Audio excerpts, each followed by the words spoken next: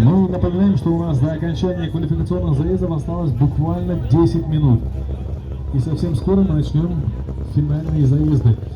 Ну а у нас на левой дорожке участник под номером 052 и на правой участник под номером 777.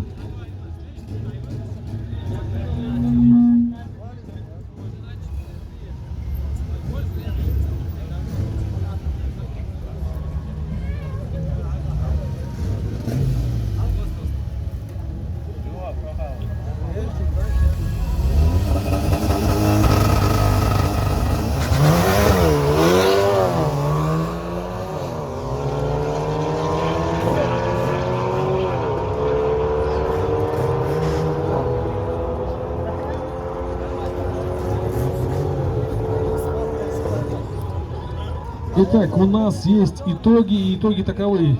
Лучшее время в этом заезде показал участник под номером 777, правая дорожка, его время 13:100.